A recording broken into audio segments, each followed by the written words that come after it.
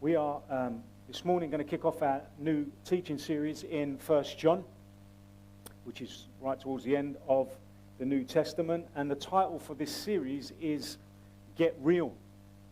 Get Real. After the year we've had with all the uncertainty and disruption to our lives and our faith because of the pandemic and all the fallout from that, nothing could be more important than getting real with Jesus and making sure that we are rooted in our faith and actually living out of the reality of that faith. Now is not the time to play church. No, never is the time to play church.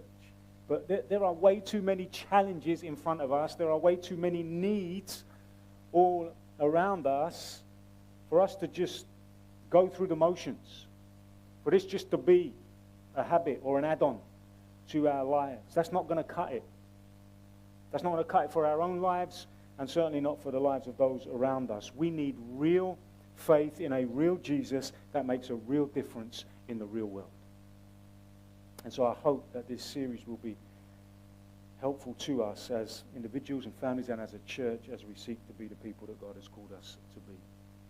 Before we read the first 4 verses of 1 John, I just want to read from the Gospel of John and the opening verses of the Gospel of John. John chapter 1, verse 1 through 5, and then verse 14. And then we'll dive into 1 John. In the beginning was the Word, and the Word was with God, and the Word was God. He was with God in the beginning. Through him all things were made. Without him nothing was made that has been made. In him was life, and that life was the light of all mankind. The light shines in the darkness, and the darkness has not overcome it. And verse 14 says, the Word became flesh and made his dwelling among us. We have seen his glory, the glory of the one and only who came from the Father, full of grace and truth. And then some words from 1 John, chapter 1.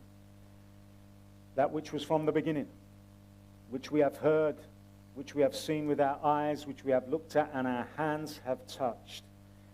This we proclaim concerning the word of life. The life appeared. We have seen it and testified to it. And we proclaim to you the eternal life, which was with the Father and has appeared to us. We proclaim to you what we have seen and heard, so that you also may have fellowship with us. And our fellowship is with the Father and with his Son, Jesus Christ. We write this to make our joy complete. For obvious reasons, most commentators believe that the writer of 1 John, even though he's not named in the context of that book, they believe he's the same person who wrote John's Gospel. And obviously the similarities in content and focus clearly point to the same author. I hope you've seen that in just the 2 introductions that we've read this morning. And so that writer is John the Apostle. John the Apostle, the brother of James, sons of Zebedee, who actually, along with Peter, were regarded as being of 3 of Jesus' closest friends. In fact, in his gospel, John refers to himself as the disciple whom Jesus loved. And actually that close relationship will be significant, as we'll see a bit later. It is believed that John wrote this letter from Ephesus to the house church congregations in and around that city and that region. And John is writing this letter probably 50 or 60 years after the death of Jesus, sometime between AD 85 and AD 95. And we know that John lived well into old age, and he would have been the last remaining eyewitness apostolic link with the earthly ministry of Jesus when he wrote this letter. So he's like the last of the apostles still alive. And I think actually that explains, when we read the letter, the authoritative and fatherly tone that we encounter in the words.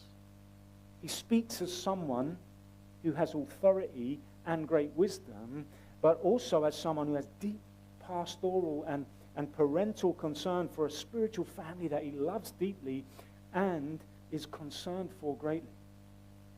He repeats the phrase, dear children. Dear children. At several points during the letter.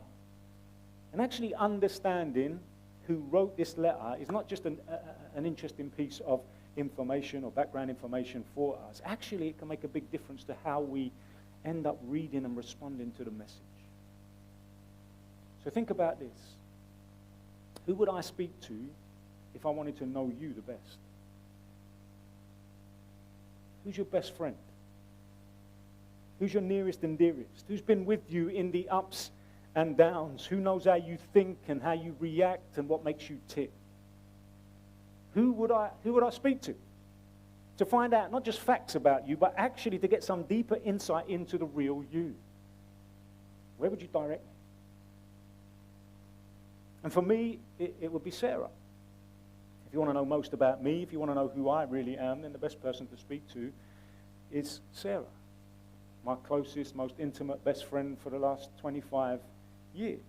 And she's not going to be limited to just telling you facts about me or making observations about me. She can give you great insight into who I really am. Well, what about Jesus? Who was his nearest and dearest? Who is his closest friend in an earthly sense? Someone who would know him really well. Not just know about him. Well, from what we've already considered, it could be argued that it was John, the disciple whom Jesus loved. And obviously we know ultimately Jesus doesn't have his favorites and he loves each of us equally, so don't start feeling insecure about that. But in regards to his earthly ministry, in regards to his earthly friendships, then John was a part of Jesus' inner circle. One of his closest friends. And that relationship, that reality is important. Because in this letter, John is actually going to remind his readers about who Jesus really is. And he wants to remind his readers about Jesus because he's trying to correct and combat the false ideas about him that were circulating and were causing division and confusion within the church. And so John's hearers need to know that he is actually wonderfully qualified and positioned to point them to the real Jesus. If you're going to listen to anyone, listen to John in regards to Jesus. And John lived in a context where there was already great disagreement about who Jesus really was. Different opinions, different views. We live in a time and a day when actually that confusion and that disagreement is even greater. You know, we're 2,000 years removed. And so we need to choose who we're going to listen to. Because actually, if we're wrong about Jesus, then ultimately we'll be wrong about life and truth and destiny. The Apostle Paul had predicted years before that false teachers would rise up in Ephesus from within the church's own ranks, and they would distort the truth to draw people away, disciples away after themselves. And you can read about that in Acts chapter 20. That warning he gave. And this is what actually happened. These teachers began infecting the church with false doctrine, and they were kind of perverting the foundational apostolic teaching concerning the life, death, and resurrection of Jesus, the crucified and risen Jesus, which is the very foundation of our hope. And these false teachers advocated new ideas which eventually became known as Gnosticism. You may have heard that word referred to. It comes from the Greek word for knowledge. And these Gnostic teachers claimed, among many other things, but they claimed that matter, physical matter, the physical world is inherently evil, and the spirit is good or was good. And so, although they were willing to attribute some sort of deity and significance to Jesus, they absolutely denied his true humanity. Because that just didn't fit with their philosophical view. They needed to preserve him from evil, and in their minds, there's no way a divine being would be contained within or contaminated by a human body. After all, in their view, true enlightenment and the way to ultimate reality was actually to be free from the evils of the physical body and the physical realm. And so they were spouting off these false views of Jesus, they also claim, these teachers, to have elevated knowledge. And so they had a higher truth known only to those in on the deep things. Only the initiated had the mystical knowledge of truth that they regarded as even higher than Scripture. And you can only imagine what kind of trouble and confusion this kind of approach would lead to within the church. Just put it in our context. Imagine I come here each Sunday and I'm teaching, not from the Bible, not from something you can test and can check, but I'm constantly and merely just teaching from my own imaginations. Where's the anchor? Where am I rooting what I'm saying? Where's the objective, concrete foundation for my faith? And actually, John will go on to speak about this in chapter 4, the first few verses. He says, "Dear friends, do not believe every spirit, but test the spirits to see whether they're from God, because many false prophets have gone out into the world." This is how you can recognize the Spirit of God. Every spirit that acknowledges that Jesus Christ has come in the flesh is from God. But every spirit that does not acknowledge Jesus is not from God. And so these teachers were they had nothing to anchor their beliefs in. And the problem is, false teaching doesn't only affect our beliefs, it actually impacts our behavior. And those two things are always linked. What you believe will eventually show up in how you behave. And so this Gnostic idea, that matter, the physical realm, was evil and only spirit was good, it actually led some people to conclude that sin committed in the physical body doesn't matter. It's of no consequence. As long as you have a vibrant spiritual life and spiritual experience, then it doesn't actually matter what you do with your body. And we'll see later on in chapter 1, there were people who were claiming to be without sin. Well, with that kind of false teaching beginning to circulate, you can see how important it was for John to reaffirm the physical reality of Jesus. Not only for the sake of our faith and salvation, but actually for the sake of the church's conduct and witness. What we do in our bodies, what we do with our bodies matters. It matters in the same way that what Christ did in his body mattered. We are embodied beings. You cannot separate the spirit and the body. We are integrated beings. And you can't also go around claiming to know Christ and love God and yet at the same time be living a life totally inconsistent with that claim. Pretending like God's commands don't matter. To truly know and love God and Jesus Christ, his Son, will show up through lives of obedience and love. That doesn't mean perfect lives of obedience and love, but there will be a consistency in terms of the way we approach life. And we will see John revisiting these themes again and again as we journey through the letter. If you have real faith in a real Jesus, then that's going to show up in real change and real love in the context of your life. That's the message. And John is saying, really, both to his first century audience and to us by implication, he's saying, listen, you can trust me. And what I'm saying about Jesus and about faith, the things I'm telling you are things I've heard Jesus say with my own ears. The things I've seen Jesus do with my own eyes, experiences that I've encountered of Jesus with my own senses.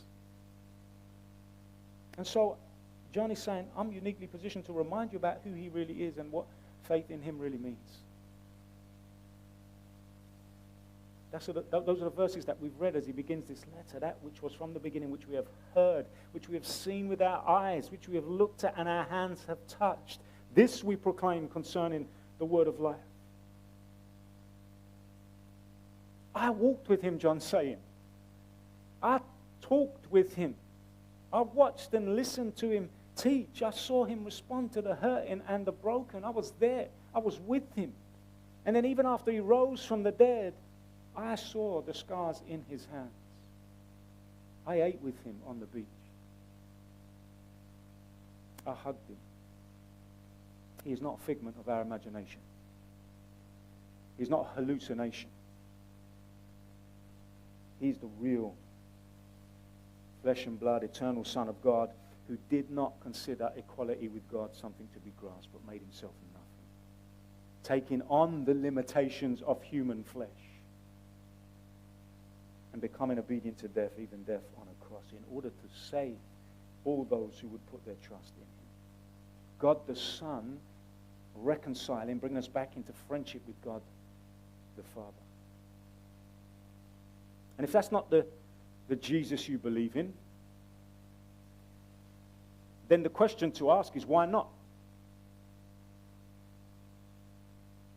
Why not? Why not? If you don't believe John and his eyewitness testimony about Jesus, then who do you believe? Who will you believe?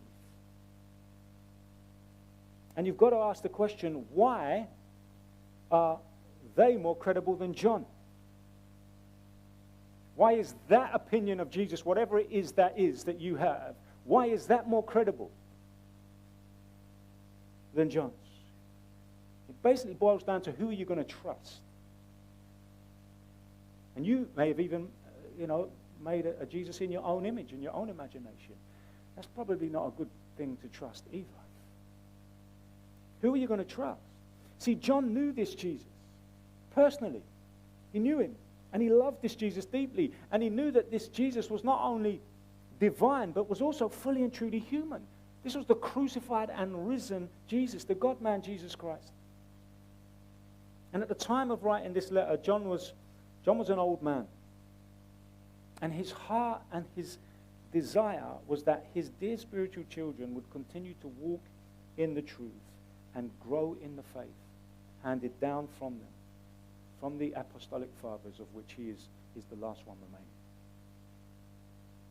And as we read this book, and as we encounter this letter over the coming weeks and months, we almost need to have that same image in our mind when we read it. The image of a spiritual father who was with Jesus, knew Jesus, walked with Jesus personally. This spiritual father, and then this loving and wise pastor of many years who is actually speaking to us from his own intimate knowledge and experience of Jesus, and he is exhorting us, his spiritual children at the time, he's exhorting us to stay rooted in the faith and to live lives of love. We need to hear that as we encounter the words in this book. We proclaim to you what we have seen and heard, John says, so that you also may have fellowship with us, and our fellowship is with the Father and with his Son, Jesus Christ. We write this to make our joy complete. We write this to make our joy complete. And actually in John's third letter, 3 John, verse 4, the apostle says this. He says, I have no greater joy than to hear that my children are walking in the truth. Wow, that's the heart of this man. I have no greater joy than to hear that my children are walking in the truth. And that's why he says what he says and reminds them of what he reminds them of, because he wants them to continue walking in the truth. Because that is not only best for them, bringing them greatest joy, but also brings great joy to him. I mean, what greater joy is there than to know and love the real Jesus, and to be secure in him, and to enjoy personal fellowship with the Father and with the Son, and share in a life of love and purpose together within the family of God, within his family, both now but also for all eternity. What? There's no greater joy than that. John knew that, and he wanted that for those that he's speaking to as well. So let's open our hearts as we journey through, and let's hear the heart of God, the Father heart of God, in these words.